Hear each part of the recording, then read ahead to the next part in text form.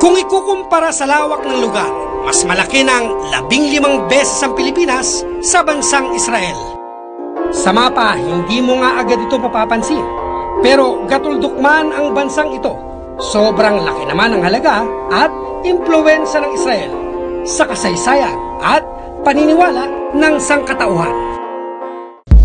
At kung may isang lugar nga raw dito na makakapagkwento kung gaano kasagrado ang bansang Israel, ito na marahil ang siyudad ng Jerusalem na tinawag ding Holy Land.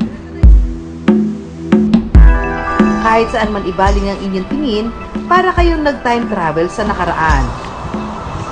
Ang mga pader ng mga gusali, tila ba kumikinang kung nasisinaga ng araw. So ito na yung literal na trip to Jerusalem. Kung mapapansin nyo, I'm sure hindi lang naman kami makakapansin kahit kayo pag nanonood. Di ba?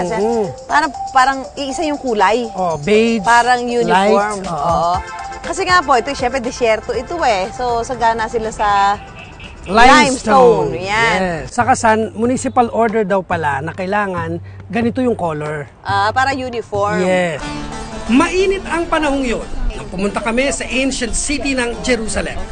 Pero kung ikukumpara sa init tuwing tag-araw sa atin, hindi ito mahalumigmig. Kaya pwede nang mag-stroll sa nagtataasang walls of Jerusalem.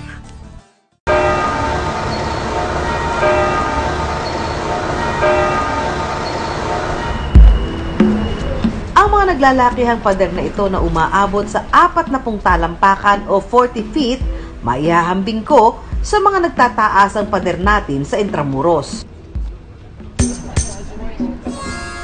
Masarap to! Yung mga nakaabot ng panahon na uso pa yung Nutriban na libre sa mga eskwela, inabutan mo? Yes! Ito ho, lasang Nutriban. Ang kulang lang, ang kulang lang, Korean bag. Hindi, ito kasi, ang kasi may sesame seed, yung Nutriban natin makinis eh. Marami mga kalye at pamilihan ang makikita sa loob ng ancient city ng Jerusalem. Ngayon, makikita mo, kaliwat kanan yung nagtitinda dito, Tiangge, na sabi mas mura nga raw mamili ngayon dito. Mas mura daw mamili dito. Small version ng Divisoria.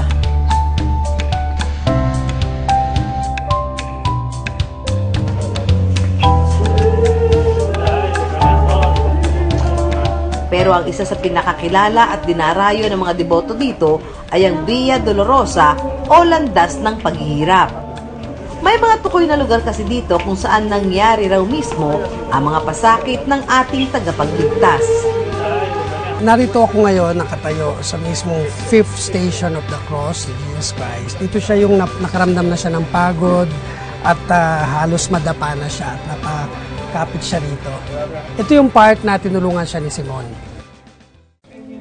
Ayon sa aming Israeli tour guide na si Shelly, may mga sinaunang daanan pa pala rito sa Jerusalem. At ito raw mismo ang dinaanan ng mga tao noong panahon ni Jesucristo. Pero matatagpuan ito sa ilalim ng lupa. Dagdag pa ng aming tour guide, bihira lang daw itong mapuntahan ng mga turista. Kaya naman mapalad ang I-Wonder team at masasaksihan namin ang isa sa mga sikretong lagusan ng Jerusalem. Panahon ng ni Jesus Christ. So ito yung parang iniipunan nila ng tubig. Dahil disyerto nga ito, di ba? So makikita nyo dito, parang honestly, ang feeling mo parang pumalik ka doon sa panahon ni Jesus Christ. So ito, pinupuno nila ng tubig, kaya nakikita nyo yung ganyan sa dyan nila inaan yung mga bucket.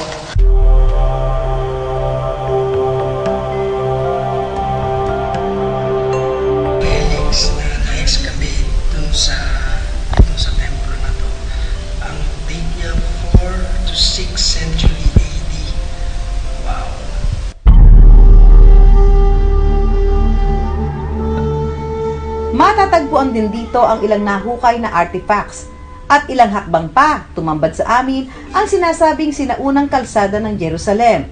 Ang kabuuan nito magmula sa sahig at mga pader, gawa pa rin sa matitibay na limestone. Ito ang tinatawag nilang litostrothos, salitang Griego na nangangahulugang daanan.